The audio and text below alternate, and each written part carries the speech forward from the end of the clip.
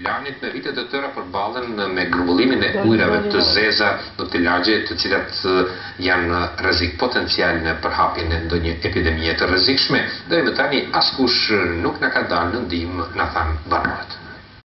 Mbaj sot aktivit përkujtimore në ndërim të dëshmorit të kombit Maren Ibrahimi, i cili 10 vjet më parë kishte rënë dëshmorët gjatë betejës së përgjithshme që u zhvillua në malet e Zhegovsit.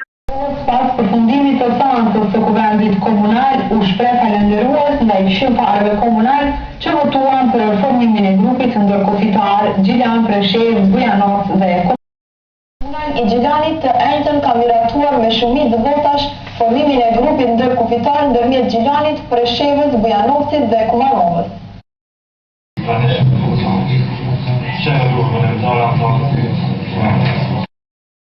Të hapet zyra ndërlidhëse për Medveq, Bujanoc e Preshev. Kështu ka bërë të ditur Refik Hasani, publicist nga Bujanoci. Ai ka thënë se kjo datë është dhënë si ide, sepse në këtë datë shënohet dita e të dëbuarve, mirëpo alternativë mbeten edhe data të tjera që janë domethënëse për luginën.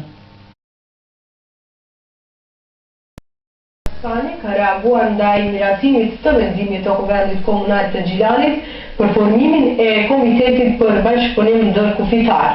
Kjo përbërje e Kuvendit Komunal të Gjilanit, sipas Hasanit, nuk ka nevojë e as arsye që të votojë një vendim që tani e disa kohë ekziston.